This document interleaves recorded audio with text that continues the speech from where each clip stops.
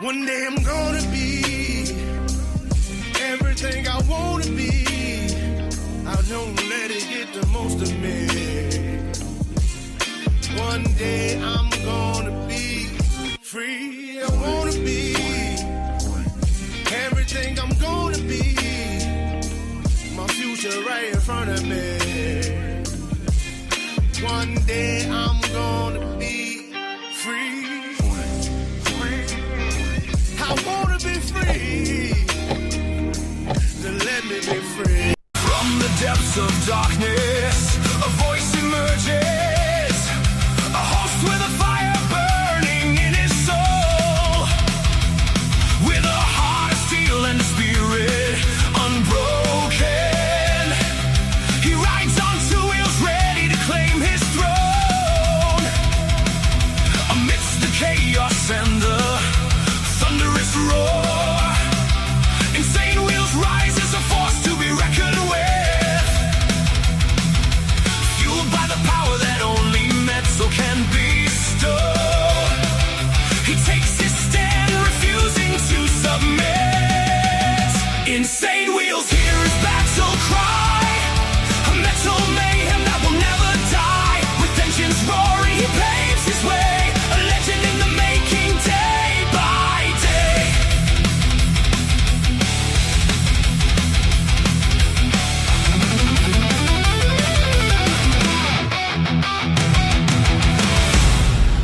Man, oh man, do we have a lot to discuss this morning. Good morning, everybody. As you guys can see from the title right here, Iran rejects U.S. talks as well as Trump reacts to SCOTUS and new labor pick. Now, listen, regarding Supreme Court, just coming out, there was the ruling on the birthright citizenship literally 5 minutes before we went live. So let me go ahead and give you guys the chronological breakdown of what we're going to go ahead and be speaking about. And obviously you guys are going to know by the end of me letting you guys know what we're going to be discussing this morning on what the birthright citizenship ruling was. But first, let's go ahead and do a chronological order of what we're going to be discussing. Trump says U.S. and Iran set for new talks in Qatar, as you guys obviously know, was supposed to happen today. And it sounds like that they are still doing some sort of meeting up, but they're not going to be doing face-to-face, essentially. And then we have President Trump responds to SCOTUS rulings. That was regarding yesterday. And remember how we went over all the different things the three different things that SCOTUS basically ruled on. He's going to give his reaction, of course. And then we have Florida wildlife officials provide update on that deadly alligator attack that we spoke on and reported on yesterday. They've actually got some sort of officials that are going to be speaking to us. So then we have U.S. vows, quote, robust and rapid earthquake relief to Venezuela, which I'm glad that we are doing that. And not just us in the United States, but the world. The world has gotten on board of helping Venezuela for sure. We have President Trump on SCOTUS and voting and over there regards to Iran. He is in the Oval Office yesterday, and he gives his thoughts. He gets questioned. And then we have Trump nominates acting Labor Secretary Keith Sonderling for permanent role. Holy shit. Not just acting secretary now, permanent role. President Trump, Donald Trump announced Monday on Truth Social, which is yesterday, that he's nominated acting Labor Secretary Keith Sonderling to take on the role permanently, which would require Senate approval. So just at least know that is happening. We have heat wave prompts cooling centers in mid East, it says, actually, which is good. The Mid East is actually getting pretty smoked right now. Pretty much all of the East is really getting smoked. Then we have Iran rejects face-to-face talks with U.S. leaders. That happened just 2 hours ago, mind you. And then we have another update on that is U.S.-Iran peace talks in Doha, Qatar off to a shaky start. Says U.S. envoy Steve Witkoff and President Trump's son-in-law, Jared Kushner, will be in Doha to meet Qatari mediators to discuss U.S.-Iran negotiations. But talks with Iran are not yet planned for Tuesday. That is not good, just so everyone knows. And then we have breaking right before the live stream started. SCOTUS strikes down Trump's order on birthright citizenship. Now, listen, SCOTUS, as you guys know, is the Supreme Court. They are still doing some sort of meeting up, but they're not going to be doing face-to-face, essentially. And then we have President Trump nominates acting Labor Secretary Keith Sonderling for permanent role. President Trump, Donald Trump announced Monday on Truth Social, which is yesterday, that he's nominated acting Labor Secretary Keith Sonderling to take on the permanent Iran role. That's a big one. Like I told you guys, I've been waiting for this ruling since last Tuesday, actually. And I was really hoping it wouldn't come to that ruling, but it did. So at least everyone knows where we're at. First, let's go ahead and do our call to actions. We got a little update on the call to actions, by the way. I'm going to explain why here in a second. Make sure you guys hit that like button, double tap that screen if you guys are on the vertical side. It's free to do so. And what else is free is hitting that subscribe button. This is what we do Monday through Friday. And then, of course, we have members only on Saturday morning. Now, speaking of members, please consider becoming a member, starting only at $4.99 a month, making sure we're not breaking the bank out there with anybody, but check it out.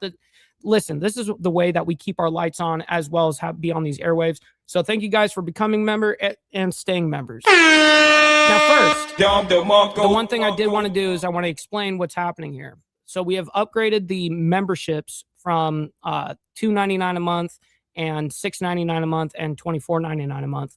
Those were the 3 tiers. Now we've got it updated where it's $4.99 a month for the tier 1 for prospect. And then for tier 2, it's $9.99. And then for tier 3 is $24.99. Now, what's cool about it is YouTube is allowing us to do this and not affect the members that are already members. Okay. So if you guys bought in at the membership at $2.99 a month, you're locked in at $2.99 a month, unless you memberize yourself and you don't want to be a member anymore, and then you come back, well, now it'll be $4.99 a month for you. So just so you guys know, the members that are already here, you guys aren't going to be affected in that regard. And last but not least, well, actually, I skipped over this. Make sure you guys follow my Instagram right here at BallValve TV, where I post everything behind the scenes of not only my life, but as well as the show, Millennial Food Time breaking news, as well as the, politics in general. We also have a Discord server for all you legends. Make sure you guys join up. We go in the video description down below, and that is where you can find the invite link. And last but not least, all super chats, super stickers, gifted memberships, membership signups are, of course, all going to be presented live and shouted out onto the show. But if you guys like to skip that YouTube 30% brutal cut that they take from your hard-earned cash, we have these platforms that are scrolling around the screen at any time. You can donate to those, and I get 100% of the proceeds. And of course, we'll read out loud anything that comes our way. We've got our email up. We're always scanning. All right. Good morning to everybody, man. Always appreciate you guys hanging out with us. Let's see who we've got in the building. Let me go ahead and scroll all the way up. We got Mr. Carney Vanguard. Happy belated birthday to you, by the way. It was his birthday yesterday. Good morning. Good morning to you, kind sir. We got Easy Frank as well. We got Naomi in the building, as well as STMC Prez. Good morning to you, kind sir. We got Rabbit of Chaos as well. And TVT Vanguard Critters. Thank you guys for hanging out with us. We got Sterling Will. He's saying good morning from Iran. Stop the cap, yo. Stop the cap. Let's see. We got Charlie Rose. Good morning to you as well. We got Motobomb Virginia and the Coffee Crew for the raid. Thank you so much for hanging out with us this morning. Let's see here. We got Pharmacat. Good morning to you as well. Always appreciate you. We got PJ, brother PJ up in the building. We got Texas Gidget. Thank you for hanging out with us. Virginia Chaos. Good morning to you guys. And Steve Easy. I see you up here, homie. I see you. We're moving our way down. We got Miss Lotus as well. Good morning. Good morning. We're about to get into it. Yes. So the gifted memberships will be more now. It'll reflect $4.99 on the gifted members. So for the people that do gift members, at least know that as well. So thank you for clarifying that, by the way. All right, let's go ahead and pretty much get right into the madness this morning. First, we're going to see what Trump was talking about with U.S. and Iran, set for the new talks in Qatar. Obviously, we know the situation is changing minute by minute right now in today, because this is from yesterday. I just want to lead us up into current time. Now, I do want to see if there is anything of value here. It looks like Trump has posted on X. From Fox News, as we continue to follow all of the latest. Iran has requested a meeting. It will take place tomorrow in Doha. Well, that's kind of crazy that you say that they request a meeting, but it says over here that they will not be meeting in Doha. It says direct talks with Iran are not yet planned for Tuesday. So how does that work? All right. And then this is going to be bad. Out of the U.S.-Iran not a good look there in the Middle East. Fox News sharing a post from. Hey, unfortunately, this is not an open panel. This is a very closed panel. I mean, actually, there is no panel. It's just me. That's the way that we run this show, at least. And once in a while, once in a blue moon, I do like to hop on a panel and hang out with people and different ideologies and stuff like that. But truth be told, I keep it to a show. This isn't a hangout space, you know. President Trump on Truth Social, really from maybe about an hour Nothing but ago, love, though. saying President Trump revealing that Iran has requested a meeting with U.S. negotiators following a series of strikes between the regime and the U.S. military. Trump announcing that high-stakes meeting will take place tomorrow over in Doha. Now, the president has not said who will take part in those talks. Well, as we know, it's Steve Witkoff and what is it? His son-in-law? What is it? What is he considered? Let me see here what it says here on this one. Son-in-law, yeah, Jared Kushner. And unfortunately, the meeting is not happening. And whether Vice President Vance will attend again, as he did over in Switzerland. As far as I know, Vance is not over there right now. U.S. officials say both the U.S. and Iran have agreed to stop the back-and-forth strikes for now, and the talks will come after days of strikes. That could happen too, VC. When VC. Iran launched an attack on a ship off the coast of Oman. That was on Thursday of last week, and we actually have a live look right now via marine traffic. This is showing the Strait of Hormuz at this hour. The attack led the U.S. military to resume retaliatory strikes on Iran Friday, calling Iran's actions a violation of the MOU, that memorandum of understanding that was signed by both sides about. Yeah, but it's so funny watching both sides say, you fucked up the ceasefire, you fucked up the ceasefire. Meanwhile, we know exactly how the breakage of the ceasefire has already been. And meanwhile, we're still in a very, very fragile ceasefire right now. 2 weeks ago. Javed Ali is with the University of Michigan, joining us now live to talk much more about this and those latest developments. Javed, thank you so much, as always, for taking the time to join us here. Josh, always nice to be with you. And at first, we really don't need to hear much from him on this. Let's see if we get any new imaging here. It looks like, okay, so we saw that post already. Let's see if there's any other updates on this. There is. It looks like Fox News puts out something. Time. So I have to believe those three things. Let's see here. They did. Skipping ahead. Now again, some of the 15. I was hoping that he was going to read it, but he's not. Violence will be met with violence. Press secretary tells Fox and Friends that the Trump administration hopes diplomacy with Iran succeeds, but warns the U.S. is prepared to respond militarily if American interests are attacked. Quote, the president obviously wants to see the peace process play out, and the Iranians would be best to sign a good deal with the United States of America because the president has proven he's unafraid to use the might of our military, which is true. But they're not gonna give up on the just the merit of force. There has to be a little bit unfortunately, what the force that needs to actually happen in Iran is within. That's the force that needs to happen. Regime change needs to happen, but not from us. It needs to happen from them. And I know that has been said time and time again on this channel, but it's true. And people going, oh, yeah, well, they tried doing that and they just killed them off. Well, that's true. But we're talking in the tens of thousands when we need to be talking in the millions. We need millions of them. There's 90 million Iranians that live in Iran. You need millions of people to, get up and do a revolution, essentially. Atomic Energy Agency, the IAEA, much like they did going back to 2015 to 2018 and years prior to that, are on the ground in Iran inspecting the different facilities. Now, again, some of these are probably damaged or hard to get access to, but there are other Iranian facilities that may not have been targeted. So it's a large enterprise. What's up, Joker? Good morning to you, by the way. And yes, happy July 1st for Canadians coming up here, and then of course 4th of July for America. Yes, sir. In Iran, and I think the U.S. is going to demand that inspections have to happen if the deal. Okay, we already know that. Tell us things that we don't already know. All right, so cool. Let's move on. We're going to have to. President Trump responds to SCOTUS rulings. Now, this is yesterday, by the way. Real quick, we got Glare 1%er coming in with the 20-month membership. Make colonization great again. Yo! I very much appreciate the 20 months. Let's fucking go, bro. Thank you very much for supporting the show and enjoying and hanging out with us, bro. Good morning to you, by the way, Glare. So, this is Trump going to be responding to the SCOTUS rulings that happened yesterday. Remember, we went over the 3 different big rulings that happened. We have another big ruling this morning that just happened on birthright citizenship. We're about to get into that here at the end of the show. But just know, unfortunately, the Trump administration lost that one. That was the one that I was hoping that we would win, but unfortunately, Supreme Court did not agree. So anyways, let's go ahead and bring this up, and we'll bring this to your guys' forefront here. Here we go.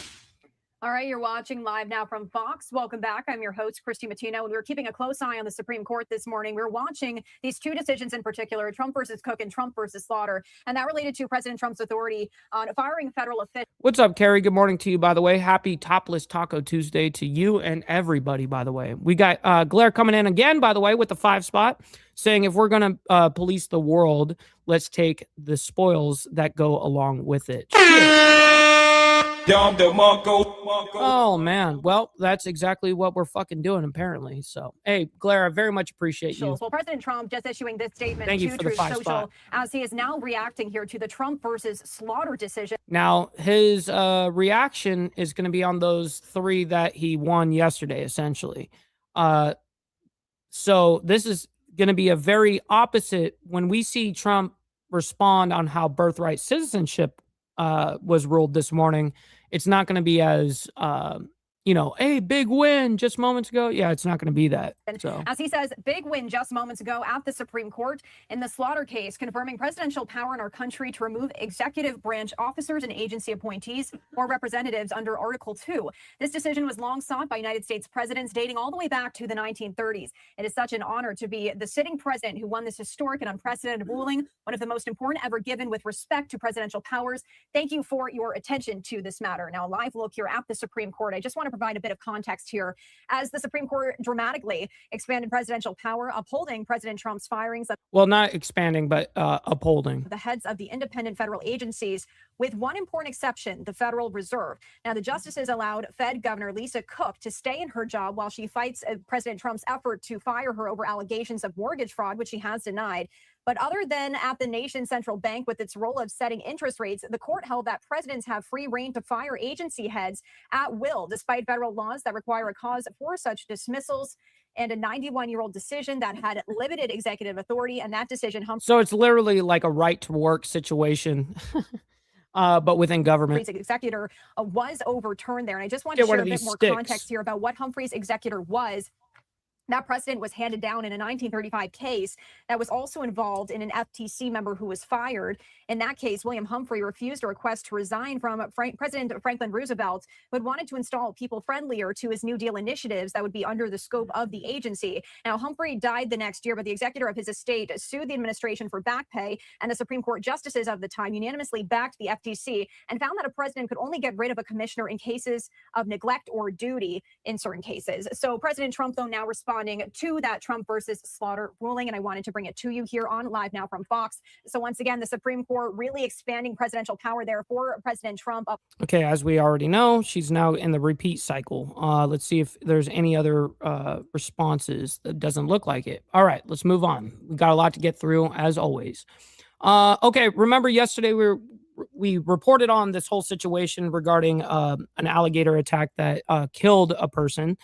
It looks like I told you guys before, I mean, we do our best to follow all these stories that we go and present. So this morning yesterday, I'm sorry, there was a press conference that happened with officials, essentially. So let's go ahead and bring this up and see what is going on. We're not even going to play the whole thing, but we are going to get the front monologue and all of that. So let's see what's happening. All right, here. So we did want to dip into the UK Parliament, but it does look Not right like now. the update is now underway about the deadly gator attack in Florida. We're going to head there now live and listen in. Can't hear nothing yet. Come on. Bring up the volume and correctly. Investigations There we go. with FWC and also Florida Forest Service supervisors who actually manage the property where this incident occurred. I know there's a lot of questions concerning the incident, the incredibly tragic incident that occurred yesterday involving a young female who lost her life after an encounter with an alligator. So the goal today is for us to get as much information that we can get out to you. It's still an active investigation. We're trying to put all the pieces together, but and also give you an opportunity to ask questions. So with that, I really encourage you, please use great discretion on the question. You know, and I kind of understood why they got to that, though. You know, let's say you do any type of mail-in ballots, which a lot of states do that. But not only that, I mean, I understand what you're getting at, Blair, but it also can, you know, if there's mail-in ballots, it allows people and shipping companies, USPS, it allows all these different companies to, well, has a bigger chance of having something go wrong in the aspect of somebody interfering with the delivery of ballots.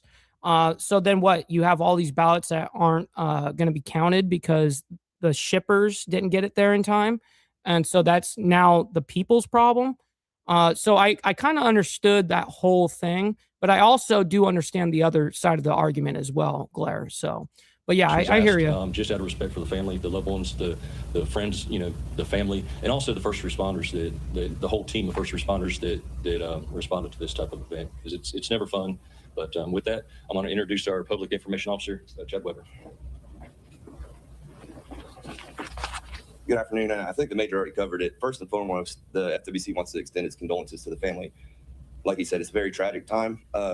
What I can tell you about this event, it took place Sunday afternoon, approximately 1:30. We received a phone call from Seminole County that a swimmer was bitten by an alligator.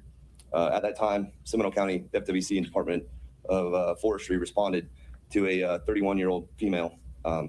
She's not releasing her name right now because she does have family that's out of state, and out of respect to her, we'd rather... Wait, because her family's out of state. That's a weird excuse.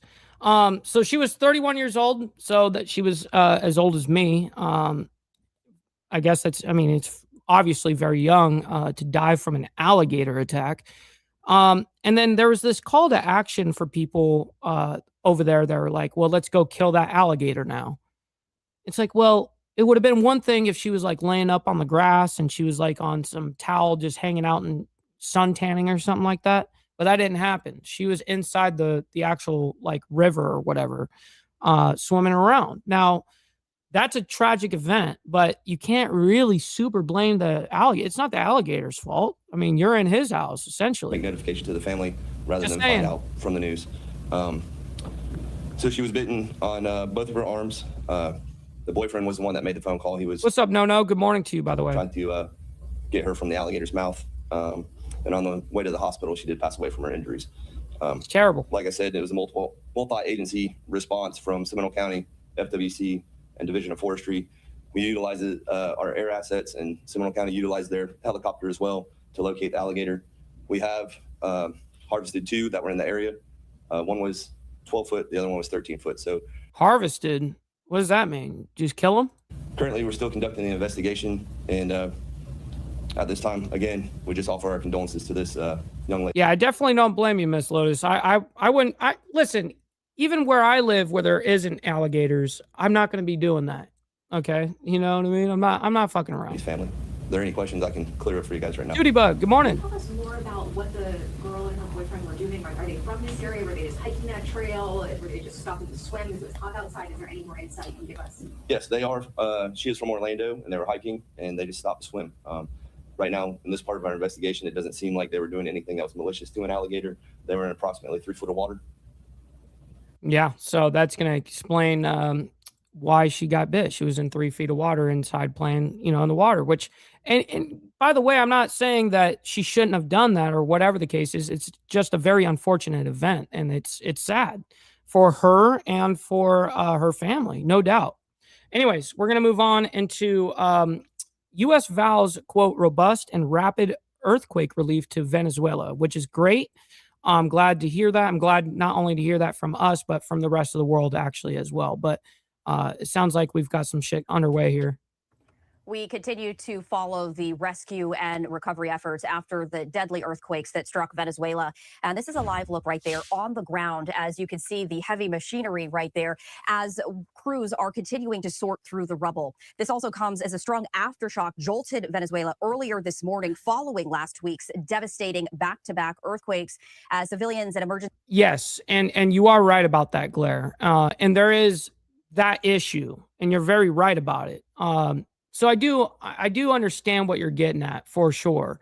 But I'm just saying, like, for instance, let's say if it's supposed to go where all ballots are counted that night, well, the people that are, mail-in ballots and stuff like that, this is the slippery slope part of it is, unfortunately, you're leaving that your ballot decisions that are mail-ins from the carriers, which is not a good situation because, dude, I get shit that's late all the fucking time. You know what I mean? It's supposed to arrive here at this time, and then it shows up here fucking, half a week later or a week later. I mean, I understand that. So I'm trying to sympathize and empathize with the people that are actually doing mail-in ballots where they're not getting cut off and it being allowed to not count. What, are you going to have all those mail-ins that are now not going to count for shit? I mean, as long as it was posted before the election date, it should be good. It should be valid if it was posted before the election. Responders are continuing to comb through that debris.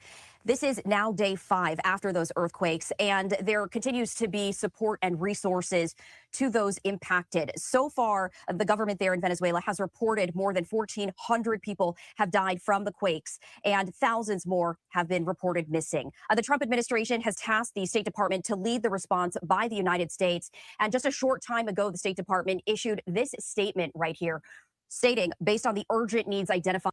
Well, real quick before she reads that, Sterling says voting should be a national holiday. No women allowed. That's funny. He's just making a joke, obviously. But what I'm getting at with national holiday thing, that you bring up, is there's a lot of places that actually vote more than just once during a cycle, and it doesn't happen yearly. So that's the thing that is going to make it a little complex. Because, for instance, I just went through the primaries and the runoff here in Alabama. So that's 2 voting days leading up to the main election in November. So that was 3 elections, right? And within a single voting cycle of 4 years, like, man, that would be hard to navigate, to be honest. By U.S. first responders on the ground, the United States has increased its financial commitment to this life-saving response to more than $300 million. On top of previously announced humanitarian funding, the department has committed an additional $50 million in funding for critical partner organization operations. This brings total funding for partner organizations to $200 million, including $100 million in bilateral funding and $100 million in support through the country's pooled fund.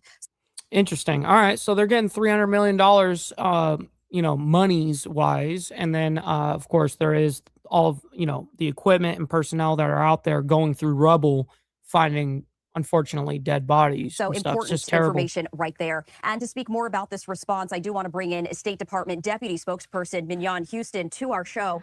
Deputy, we appreciate you joining us here on Live Now. Boy, do I agree with that, Sterling. Thanks. Thank you. Thank you so much for having us. So some really important updates right there that the State Department just issued, talking about the ongoing efforts. And it also spoke towards the multi-agency coordination and the partnership between different countries. Can you share more about this ongoing coordinated effort? Well, look, this has been an unprecedented response from the United States government. It really has truly been a whole of government approach. Here at the Department of State, we started with search and rescue. We mobilized a highly elite team, a disaster assistance response team that consisted of 4 teams from Los Angeles, California, Fairfax, Virginia, 2 teams in Miami, highly skilled and trained in urban search and rescue. They were on the ground. These are firefighters. These are physicians, engineers. Wow. They're not just personnel that are like sympathetic to the situation and wanting to be there and help, but these are actual like responders. That's great. And also, she said, like, doctors and stuff. And what they were there to do is save lives, particularly those who were buried in the rubble. We saw over the weekend babies being pulled out, fathers, sons being pulled out with first responders and their U.S. flags on their arm. It was heartwarming to see the hope that people are still being saved, but it's because of the heroic efforts of the men and women here across the United States, and we're so grateful for what they're doing on the ground. As you mentioned, we have mobilized $300 million. That money is so critical. It is going to vetted, trusted organizations on the ground, understanding the local context, getting those critical supplies in areas that are hardest hit, making sure we're getting those resources where they need to go. But most importantly, what we're seeing is this whole of government approach. The Department of War, the Department of State, Southcom, we had an airport that was badly damaged. I can see why she definitely became a politician. She's got that politician kind of flow and rhetoric, and she, her reading that script that she's reading. We could not get our supplies in, but the U.S. stepped up. That airport is now operational. We have delivered tons of goods to a dozen C-17 airplanes have landed, bringing in goods, and we're helping countries around the world get their goods in. So it's really just an unprecedented effort by the U.S. government. We're so happy to be there with our neighbors in the region. a very complex and highly coordinated effort. And I do want to ask, you were talking about the damage to the airport, and that did pose a challenge as there are boots on the ground and continuing efforts and resources pouring in to help those impacted. What is the biggest challenge, or what are some of the biggest challenges that you're seeing right there on the ground as those rescue and recovery efforts continue? Well, yes, and by the way, Naomi said hit the like and come say hi in the chat. Of course. Listen, all I ask you guys to do is hit that like button, double tap that screen if you guys are on the vertical side. Listen, you guys don't have to like all this craziness that's happening around the world, but you guys can like it for me and what we're doing here. So thank you for that. This is a great question. Immediately, our number one priority was search and rescue, was getting those highly skilled and trained urban search and rescue teams on the ground so that they could save lives right away. The next step was making sure that airport was functional, was operational, so that we could bring in these airplanes, these large C-17s with the critical supplies. We know the needs right now, particularly for the survivors, our sanitation, our food, water, medical supplies. We know this recovery effort will take time, but getting that airport operational yeah, it's going to take fucking time. There's, I mean, many issues that are going on over there in Venezuela that we've been covering. So it's not like that. People don't, I cut her off and now we don't know. We already know, you know, we got the gist here. $300 million and actual response, which is great. All right, let's go ahead and get into Trump over there responding to the SCOTUS rulings yesterday, the 3 that got ruled yesterday, not the one that we're going to be talking about here later about birthright citizenship that he did not win. So he's going to seem a little happier, I'm sure, in the Oval Office from yesterday than he would today. And then voting and Iran. So he's going to be talking about all of these things. Here we go. Very exciting to me. And if you bring the bill, and I'm going to let Lee explain. First, actually, we haven't embraced our fuck-ups this morning. We got to do that. Don't beat yourself up over past mistakes. You are going to fuck up again in the future, quite possibly in a most spectacular fashion. Why worry about yesterday's fuck-ups when you have tomorrow's fuck-ups to look forward to? You are a fuck-up, and fucking up is part of your growth process. Embrace the process. You must always embrace thy process. Absolutely. And also, we got to get the money part over with. All right, just get the money part done. Give me money. Money me. Money now.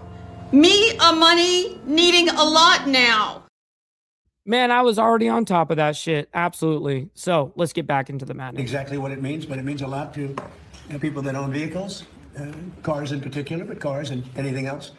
It's going to save them a lot of money, and they're going to be able to do it themselves. Please. Mr. President, this is a presidential memo to the Environmental Protection Agency, a presidential memo supporting the freedom to fix. Americans have the freedom to fix their vehicle. President Trump insists upon it. We are not going to be going. Now, this executive order that he is about to sign, I think, is a W for Americans, by the way. Basically, it allows these companies not to be able to make shit where only they can fix it, essentially. And parts and all that kind of shit is supposed to not be as expensive. It's supposed to be maintaining your vehicle is going to cost less now with this executive order, essentially. After people who are fixing their own vehicle, like past administrations have. Additionally, we've been concerned, President Trump has been concerned about aftermarket parts, cheap knockoff aftermarket parts coming into the United States, harming small businesses, harming Americans. This presidential memo puts an end to it. Also, the only third-party certification for these aftermarket parts is CARB in California, a process that's backlogged and faulty. So we're going to break that monopoly, and no longer will CARB be the only third-party certifier for these aftermarket parts. Again, President Trump is insisting on fixing it. This presidential memo does that. President Trump was calling up. Well, it gives, it looks like it gives actual competition. And then when you have competition, there goes the price of things start magically dropping. On a Saturday night, when this idea first came to his head, and he says he wants to do a press conference right away to get this over the top. In February 2nd, we signed a right to repair for our farmers so that they can repair their tractors and their non-road equipment. And this is covering everyone else. I mean, think about it. It came to my attention because I noticed they were arresting people for fixing their car. They were arresting people. Damn. That's not even. I've never heard of that, but I'm sure that, you know, our wallets have definitely been affected for damn sure, obviously. Unbelievable. Anyway, so it's right to fix, and I think it's really common sense. If somebody wants to fix, some of these people are better mechanics than the mechanics in the shop. They're telling the mechanic in the shop how to fix their car or their truck. We signed the truck one a little while ago. So I'm going to sign this, and I'll be happy about it. We rule by common sense to a large extent. All right, Lee, good job. They did that, not me. That was them. Okay. There's the executive order. Can you imagine that? They want to put you in jail if you fix your car. Well, I've never heard of that. That sounds a little extreme, but. Do you have any questions, Mr. President? But it could be true. I mean, I haven't heard of that. I haven't fact checked it. But I like I said, it's going to bring prices of these parts down for sure. Do you make the Supreme Court ruling today in regards to the mail-in ballots, and what comes next for the SAVE Act after today's ruling? Well, because of the mail-in ballot ruling, which was a little bit surprising, gives people more time to vote illegally, let's say. But the SAVE Act is even more important, and that's the right. You have to be a citizen of our country. Okay. Okay. So we obviously know that he's been trying to push the SAVE Act and basically not wanting to get anything else through until the SAVE Act gets passed. Essentially, that's the way he's playing it out. So let me skip ahead a little bit here. The parliamentarian. She's been there for years, and she was put there by Harry Reid and Barack Hussein Obama. Harry Reid was a bad guy, and he was the leader, and he put her. And the speaker has the right to immediately fire her and put somebody else there. And it's not even believable that she's still there. She's obviously a good politician or something. Mr. President, or something. Case, the Supreme Court just affirmed your right to fire the heads of independent agencies. Should we expect more firings as a result of this rule? I don't think so. It gives me the right, and not me, it gives a president the right to do what the president should have the right to do. And it's very interesting. It's a big ruling. It's been going on for almost 100 years. They've been working on this. And oh, absolutely they do, PJ. Absolutely. Yeah. And if you can't pass that shit and you're going to do it illegally, get somebody to, one of the homies at the smog places to do it, dude, it is so fucking expensive. I mean, it's like $500 just for them to like clear it. That it comes down at my term is a very great honor, but it bestows additional powers or maybe the same power on the president. The president has the right to do this. And that has to do with a lot of agencies all throughout the system. So it's considered, the biggest of the group. And I can understand that this has been going on for almost 100 years. They've been waiting for this decision. Yes. Thank you, Mr. President. You were posting about how important it is to get Save America Act passed. Who do you see as the biggest hurdle to getting this across the finish line? Well, it's held up in the Senate. And frankly, if you terminated the filibuster, you just need 50 votes, and we have 53. And then you have JD. So the Democrats are going to terminate the filibuster. But if you did reconciliation, you could do it with 50 votes. I mean, the best would be to terminate the filibuster, but for some reason, but you have the same basic people. But even Rand Paul is in favor of the Save America Act, if you can believe it. Think of it. Rand Paul is strongly in favor. He's fighting for it. So that's good news. But you would have Lisa Murkowski always against things like this. Nobody knows why. I think. The Save America Act, I think that it's not even Democrats that are super. I mean, they are against it completely, but they're playing a game during this administration, and they're doing a very good job of actually stalling a lot of shit and kind of putting a halt to a lot of different things that Trump and the administration wants to do. Truth be told, I think all of us. Well, I can't say all of us, but I'm going to say that me personally, I want the Save America Act to go through. But the way that you are putting pressure on this nonstop is not going to necessarily work. It does in some cases, but when it becomes like a repeated, like back, just it's over and over and over again, it kind of gets washed out, so. But you have Lisa Murkowski, you have Susan Collins, you have Dillis, who's against, and he's not in office because of me, so he holds me, because I wouldn't endorse him. I think you have Senator Cassidy against it too. I think he supports it this time. And I think you have Mitch McConnell against it too. Mitch McConnell. He's very disloyal to John Thune. John Thune was a very good person for him. I mean, he was a very loyal person, and Mitch McConnell's against him. That I agree with, Texas Gidget. I think it goes for all, both sides. I think everyone should be thrown the fuck out and redo it all. You know what I mean? Get some new people almost in there. All the time because he's angry. I guess, probably at me. Mr. President? Yeah. What about Democrats, Mr. President? You could think you could change their minds. The Democrats should do it too. I mean, you'll probably get one Democrat who's, common sense Democrat, who that is.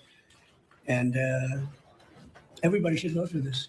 This is the Save America Act. Voter ID with photo, ideally, but voter ID, proof of citizenship, and no mail-in ballots, which is, to my way of thinking, maybe the most important of all because it's so corrupt. But you have exceptions if you're away, exceptions for the military, they're deployed, exception, illness, disability, you have exceptions, strong exceptions. But the cheating on the ballots, Jimmy Carter said it a long time ago. He said you can't have mail-in ballots. He headed up a committee with Scoop Jackson and others, all respected. And he actually, I think it was Jimmy Carter's finest moment, not doing president. And what's up, GEG, my man? Good morning to you. But he headed up a committee and he said he came out with a strong conclusion that if you do mail-in ballots, there's going to be cheating. France gave it up. We're the only country in the world that does this type of mail-in ballot. There's no other country in the world. You know why? They tried it and it was totally dishonest. And it's really dishonest. So we shouldn't do mail-in ballots. So it's not too much to ask for voter ID, proof of citizenship, and no mail-in ballots. And you have honest elections. What are your plans for the housing bill, Mr. President? I don't know. I think it's so unimportant by compared to. I need them to talk about Iran. To the Save America Act. I think the I'm sure it's coming Save up. America Act is exactly what it says. It's saving America from crooked elections. And the housing bill is a bill that can get approved. They worked on it long and hard. It's very bipartisan. That means the Democrats like it. I think it's maybe even, it's probably maybe more that way they're getting things that I wouldn't necessarily agree to. Nobody knows more than housing in the history of the presidency. Nobody did well like me in housing. Okay, cool. Get into Iran, please. I made a lot of money with housing, but cool. America, there's maybe 5 that skipping from Alaska. Nobody's done more for Alaska than me. She's Trump deranged. What can I tell you? But those 4 or 5 people that I mentioned should vote. How do you vote against Save America? How do you vote against it? How do you vote against voter identification or proof of citizenship? The only people that would vote against that are people that I are going to agree, cheat the Blair. election. The Democrats need it because their policy is so bad. They want open borders. They want high taxes. They want terrible medical, anything medical. I'm the one that did favored nations. I'm reducing drug prices. And most favored nations is a massive W for Americans. There's no doubt about that. It hasn't been sent to me yet. It's coming. I skipped forward, by the way. I understand. And then I'll make it. Here's what I would like to say. Much more than a bill, that big deal. It's a yawn. Some people say it's wonderful. To me, compared to the Save America Act, just about everything is a big yawn. Birthright citizenship is next. What are your thoughts? Yeah, so birthright citizenship just got ruled on right before we started the live stream, and it did not rule in his favor. Birthright citizenship, what are your thoughts, and will you accept it if it rules against you? Well, I guess I have to accept it's the Supreme Court, so I'll accept. I think it's very bad for our nation. We're the only I saw this part on social media of him responding to this exact question. nation that does it.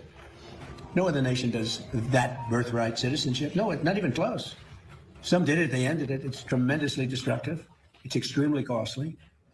I don't know. It's up to them. But in terms of for the good of the country, it'd be great if they didn't allow it. It would be great. But I can't tell you. The Slaughter case was the big case today. That was really a big case because it gave strength to presidents and strength to the presidency. A very important case.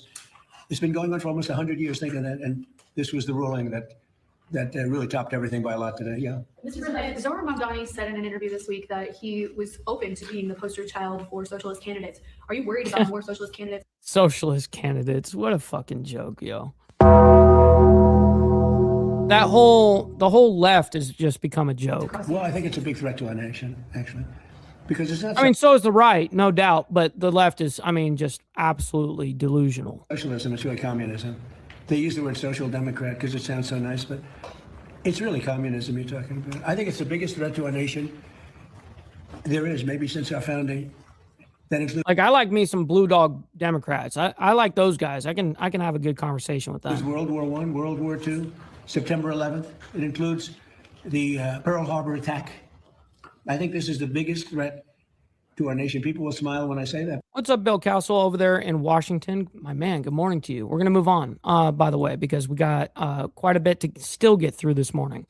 Trump nominates acting Labor Secretary Keith Sonderling for a permanent role. So that's a big deal. This just happened yesterday as well, I believe. Yes. We do have some movement, though, on his cabinet and a new potentially Secretary for Labor, as Keith Sonderling was the acting Secretary of Labor. President Trump officially... And we're going to go through this very quick. This is a very, very quick update. Nominating him for the full role. This on social media, on Truth Social, talking about it, saying it's my great honor to announce that Keith Sonderling, the outstanding acting U.S. Secretary of Labor, to be permanent. Keith previously served in a variety of roles throughout his career. Keith has proven his dedication to delivering strong results for the hard work. What's up, Pook? Good morning from Los Angeles. Well, good morning to you. Hopefully you're enjoying your morning, your topless Taco Tuesday so far. People of the country, shout out to LA. Will do an incredible job in his new role. Thank you for your attention to this matter. We also have a comment from Keith on social media saying, "I'm deeply grateful to President Trump for his trust and confidence." Now, mind you, it still needs to go and get Senate approval. In both of President Trump's administrations has approval. been the greatest honor of my life. If confirmed by the Senate, I look forward to continuing that service as Secretary of Labor and advancing the president's agenda on behalf of America's workers and families. And this comes just about 2 months after the former Labor Secretary, Lori Chavez DeRemer, she resigned amid abuse of power allegations. A live look in Washington, D.C. at the White House. Sonderling, all right, who is nominated President as a lawyer, I want to hear previous this. Positions, acting positions. Yes, he was acting. Leadership roles across President Trump's administration, previously the Deputy Labor Secretary and a Republican member of the Equal Employment Opportunity Commission during Trump's second term. In addition to his Labor Secretary post, Sonderling has been the acting director of the U.S. of Government Ethics and the Institute of Museum and Library Services, one of several agencies Trump targeted for closure in the executive order last year. Sonderling's nomination subject to a Senate confirmation. Right, just like I told you guys, it needs to go through the Senate. All right, quickly, let's get into this heat wave prompts cooling centers in the Mideast. It says quickly, we're just going to get a quick update on this because, you know, the weather has been nuts out here, at least where I live. And we're just listening in here to I'm going to have the Chicago officials as they are giving an update here on Chicago, on the heat wave across the Midwest. So here, most of us also interesting is they just misspelled Midwest. I thought they were talking about like kind of like the Kentucky, you know, like I thought they were talking about like the South kind of area, but they're not. They just misspelled it. They spelled it Midest. So they just forgot the W. Now, some of the other areas as well that are dealing with Why are you gay? Sweltering heat wave. Why are you gay? Why are you gay? You are gay. Shit.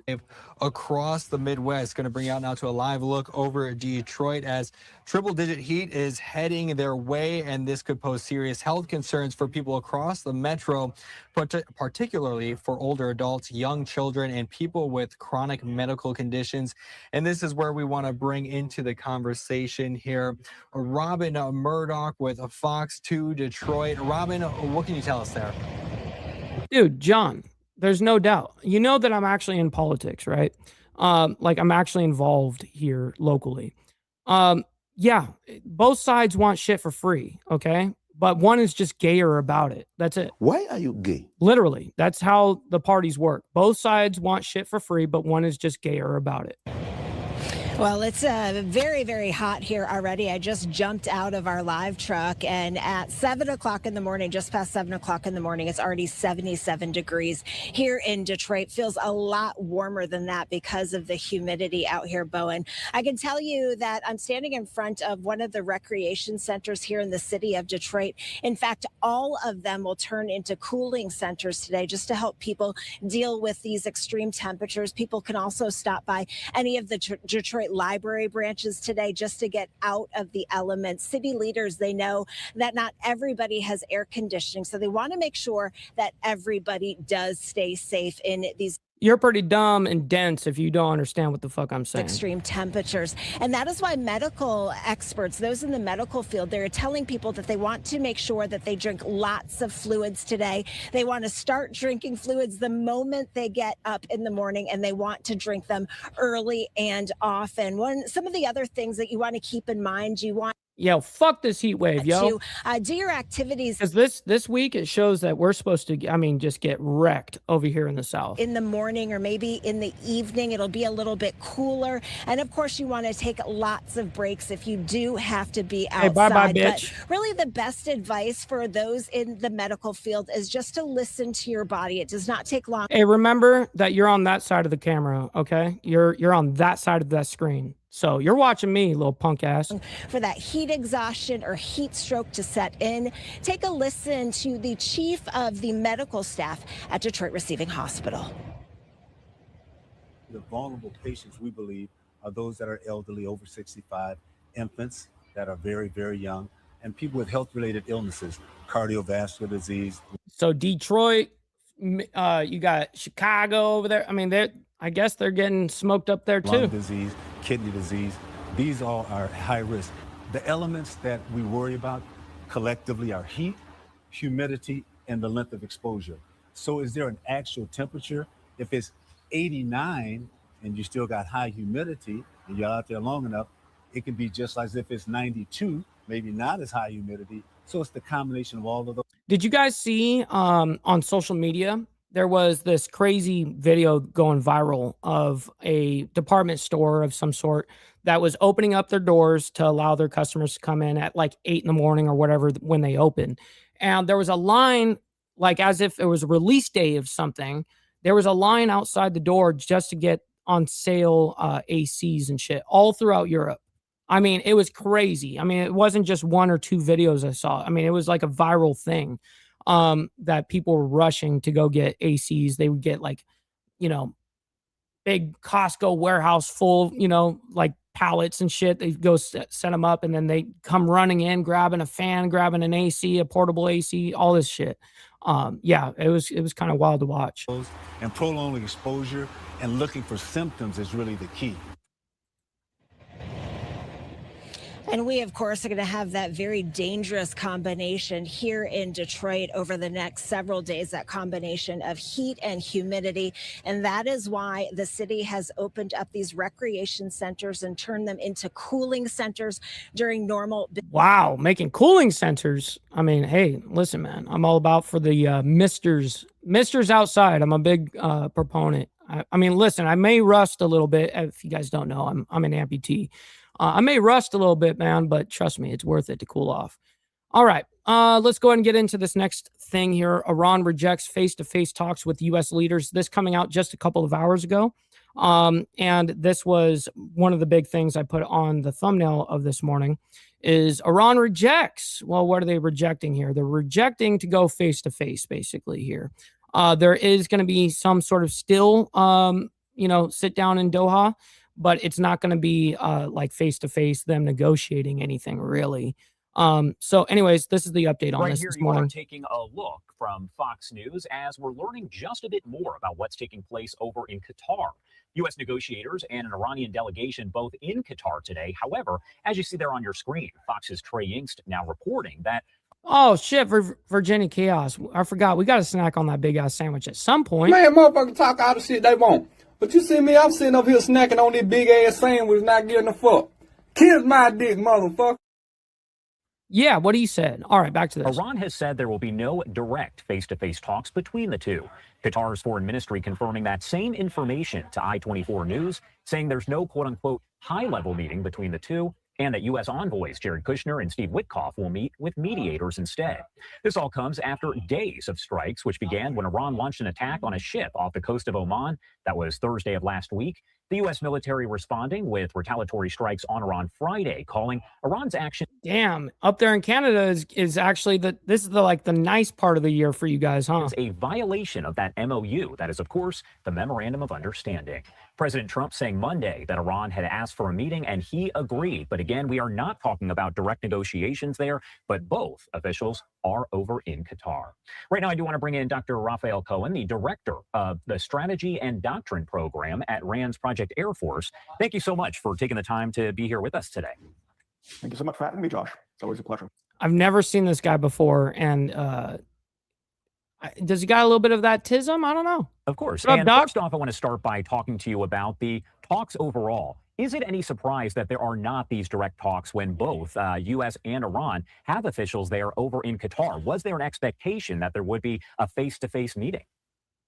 I don't think so. I mean, look, what underscores the entire negotiation is the sort of vague. Man, why can these guys not get on something better than a laptop with their, piece of shit 2010 webcam and using some janky ass microphone setup? Yeah, let's just go on to the mainstream media. Let's go talk to the world here, and let's just get on with some $10 headphones from gas station. I mean, come Come on, man. Fraught lack of trust between the two sides. Given the recent flare-up in violence, it's not too surprising to me, at least, that both sides aren't willing to sort of sit down and negotiate. Instead, we're going to be using the Qataris as intermediaries. I will also note that in the past, there's sometimes been a unscheduled brush-by engagement where the two sides managed to, quote-unquote, pass each other on the hall and end up talking, even though there wasn't something scheduled. So, we know what the official statements are. We'll see what the actual negotiations look like. But again, this is a very fraught negotiation, so it's not too surprising that the two sides aren't sitting down across the table, at least as planned. And going back Yeah, and it's not planned. to the end of last week, we know that we saw Iran launch the attacks there against that ship that was off the coast of Oman there in the Strait of Hormuz, which you're looking at a live look there from marine traffic at this point. And again, when all of that started and then you had the U.S. retaliatory strikes, how did that kind of change where things stood? Yeah, so I think what this underscores, Josh, is what the dust-up sort of highlights to me, at least, is a couple different things. First off, the Iranians tend to have a very decentralized command and control system. So I think one of the questions that I think analysts like myself are going to be What's up, Dragon Classy? Good morning. looking at is, to what extent was this attack on the shipping in the Gulf of Oman directed from on high versus a commander in the field sort of getting a little bit ahead of their skis, so to speak. Even if it was a deliberate attack from the Iranians directed from on high, I mean, I think this would be in sort of keeping with past Iranian behavior. The Iranians tend to push whenever they see weakness and try to sort of test their limits. Yes, we all know that. You're not telling us anything that we don't already know or haven't already reported on.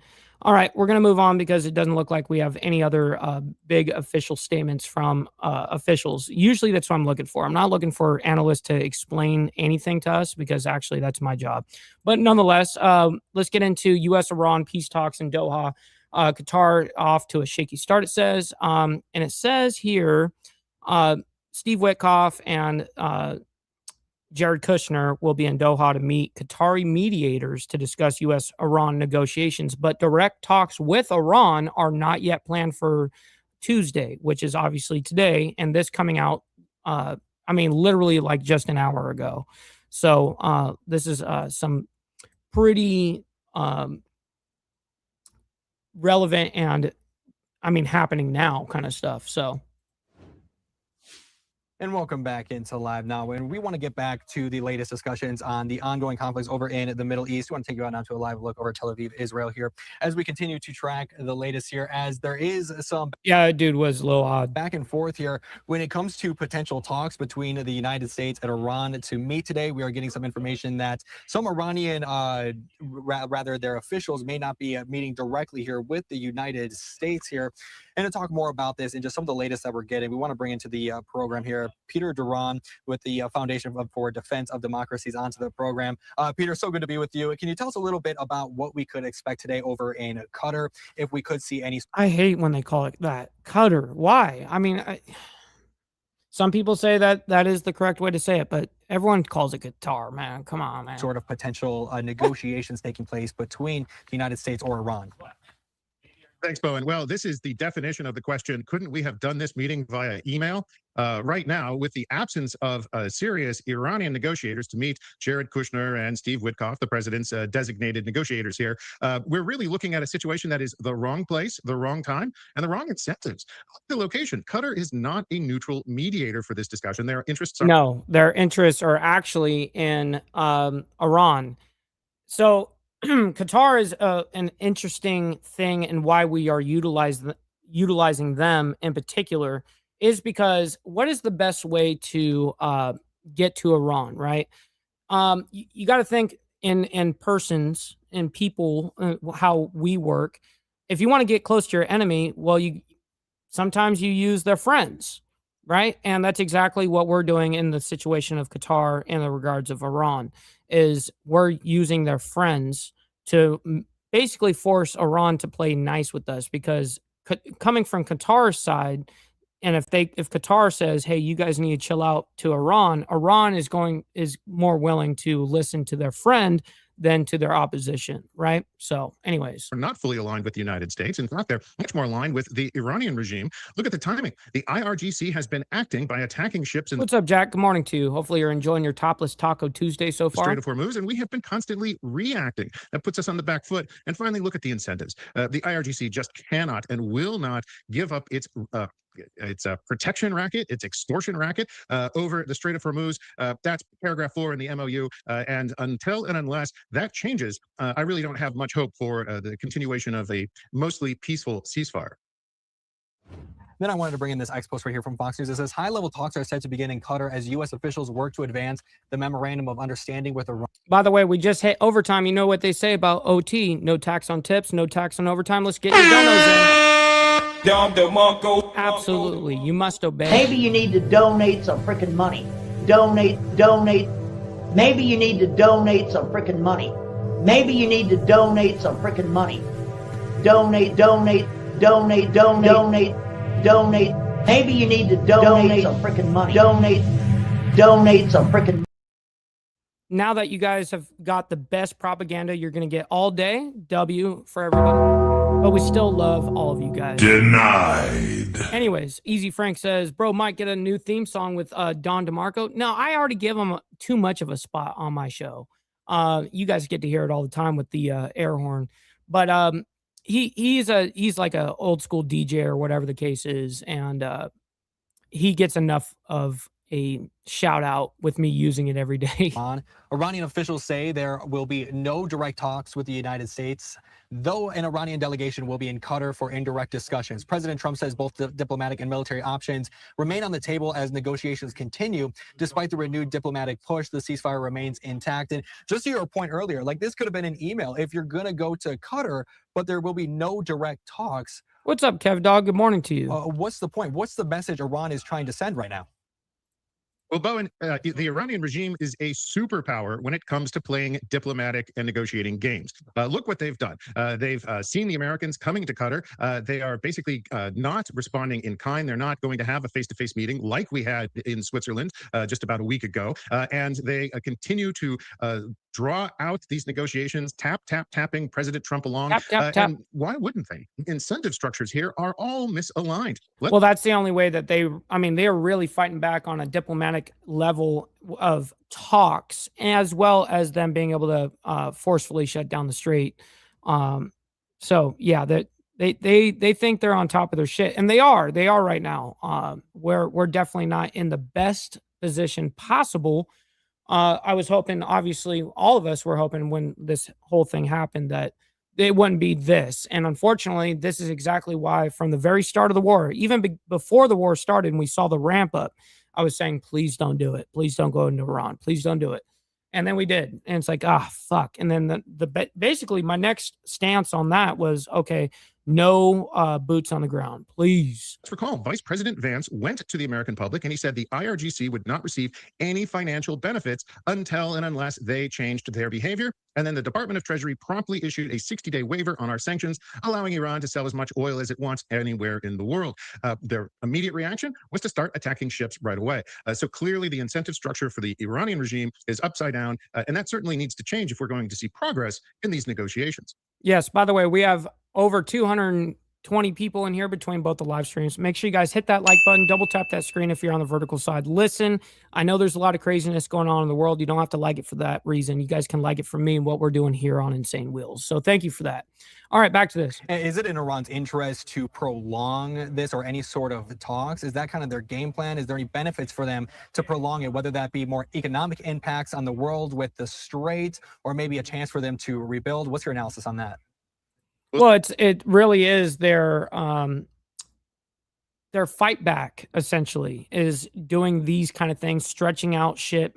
Time is actually working for them and working against us in the United States. So they're willing to go down all the way down to their knees and die for that shit. So just like I've said before as well, you're not going to see anything really happen here to any real quote unquote peace of anything unless the IRGC is no longer the regime. As long as the IRGC is in place, there's not going to be peace. Just saying. So long as their oil tankers can sail past our ships, Moto, past our good morning. former blockade that we had established just outside of the Strait of Hormuz, so long as they can continue to sell oil as they can for at least 60 days Sorry, under this Tootie. negotiated ceasefire, quote unquote, as long as they can make money selling oil, then they have an incentive not to take any action, to rearm, to reestablish their military forces, and at will attack ships, thus keeping their extortion racket over the Strait of Hormuz in place. It's very clearly President Trump is going to have to use more stick and less carrot in order to put some steel behind his words, because so far the negotiating process is simply not producing the kind of results that J.D. Vance promised the American public. And where does this leave us now with this memorandum of understanding? It leaves us in a very, very, very fragile ceasefire. We're still in a ceasefire, theoretically. I mean, it's up to the United States to say, now we're, not only did you breach the ceasefire, but now we're voiding the ceasefire and we're going back to military conflict. So we're still in a very, very fragile ceasefire. All right, quickly, one of the big things that came out about 5-10 minutes before we started the live stream was the ruling of birthright citizenship from the Supreme Court. So let's go and bring this up. This was unfavorable to Americans, but it is what it is. Josh Supreme Court said it. Flagging me down here in the newsroom, saying that the justices have handed down a decision on birthright citizenship. Right now, we don't have the specific ruling, but that just coming down, now. And they struck we can it down. say that they have actually struck down the executive order for birthright citizenship, the one that President Trump signed there during his first day in office of. Oh, when they did that immediately. Again, this is, of course, the Trump versus Barber case. Birthright citizenship, the court striking down that executive order. Gerard and I had talked about it quite a few times, and it seemed as though from the oral arguments, that is what was going to happen. It appeared that the justices were skeptical there of the argument that was being made regarding people essentially abusing the amendment there and essentially abusing birthright citizenship. So the court, it appears, siding there with, not President Trump, going against him. And I just wanted to let our viewers know, we've been getting raw reaction immediately from outside of the Supreme Court. Folks, as you can see right here, celebrating. We also want to let you know this is a live raw feed, and we have seen some signs in the past that might have some inflammatory language on them. We did want to make that of note to our viewers, keeping in mind this is a historic event, so we wanted to bring you these images live, raw, and unfiltered, but there might be some signs, that might have inflammatory language. I just simply wanted to point that out to our viewers as we are continuing to cover this. So, Gerard, historic right here, the Supreme Court striking down the executive order on birthright citizenship. And this is the live reaction happening outside of the courthouse. We've been seeing some folks celebrating this decision right here. As we look ahead, I have to imagine that there is going to be a lot of discussion in terms of what this might mean. What this means, I think, is what we're seeing from the very start of this opinion is that they're looking at this from the 14th Amendment, and they really are issuing a very definitive and decisive order based on constitutional arguments, not on statutory language. So this is really forecloses what President Trump has done in terms of the executive order, but also signals that future efforts to restrict birthright citizenship will likely fail because they're directly discussing the language of the 14th Amendment. So they're saying clearly that subject to the jurisdiction of we can blame the counterclockwise tobacco on the Supreme Court this morning. Absolutely. The United States means being present in this country, means that anyone who was born here with parents who are here becomes or is a citizen. The court is looking, I'm looking through this very quickly. They're making a lot of historical references and very carefully going through precedent, and not just precedent, but historical facts, even going back to Dred Scott and Wong Kim Ark from 1898 as controlling, but where we're very clearly seeing a line being drawn that this is a basic constitutional issue. The 14th Amendment is clear, and that birthright citizenship means born in the U.S. It doesn't mean born in the U.S. of people intending to reside here or having legal status. All right, another live look there outside of the Supreme Court as we're seeing this reaction happening in real time. People just hearing the news that the Supreme Court has struck down the executive order limiting birthright citizenship. And no doubt we're going to continue to gather reaction from both sides. And I have to imagine President Trump as well. As Josh, you pointed out, he was actually physically in the court as he was hearing those two arguments. And Gerard, we had been talking about this because we had been hearing the line of questioning from both conservative judges and liberal judges when it came to this particular case. And this is really what they were focusing on, really just, urging those two sides to really defend their positions when it came to this amendment. No, that's right. And what we're seeing here is that this was, we're seeing that Chief Justice Roberts and Justice Amy Coney Barrett are the ones who really crossed lines and voted with a liberal bloc. But we also have Justice Kavanaugh, who filed an opinion concurring in the judgment. So they're all reading the law in the same or very similar manner, looking at what has been historical precedent and finding that it supports the interpretation that the 14th Amendment was meant to apply to anyone born here, regardless of status. All right, so this is what I'm going to do. Josh, I'm going to take you. Right, and the intention on the 14th, exactly. You're absolutely right on that, Glaret. The 14th Amendment was written for freed slaves, not for future peoples. Exactly. That's exactly what the 14th Amendment was written for. But people don't like to refer back to historical facts. You know, it's oftentimes it happens all the time. What I want is to really raise up the audio on the live reaction happening outside of the court. I know that you have what's known as an air scrubber. As again, this is a very, very hotly contested issue. We're very mindful of what we share with our viewers. We want to share it raw and unfiltered, but again, keeping that in mind. So what I'm going to Oh, well, they closed it out. So listen, ladies and gentlemen, I can't thank each and every single one of you guys enough for hanging out with us this morning. And listen, hitting that like button, double tapping that screen if you guys are on the vertical side. Very much appreciate your engagement, your guys' donations. What allows me to do this Monday through Friday is because of you guys that are in the membership program. So I'm very grateful. Thank you to all of you guys. We'll see you guys here tomorrow morning for more of the World's Madness. Stick around. We're going to be raiding our buddy Black Dragon. He's live right now, so make sure you guys let him know we're coming through with the Mike Ball raid. Until then, God bless you guys. Much love, honor, respect to everybody. Be safe out there.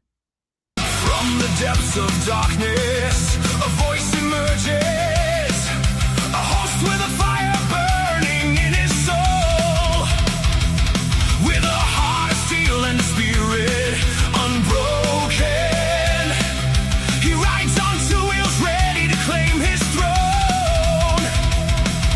Amidst the chaos and the thunderous roar, insane wheels rise as a force to be reckoned with, fueled by the power that only metal can bestow. He takes his stand, refusing to submit.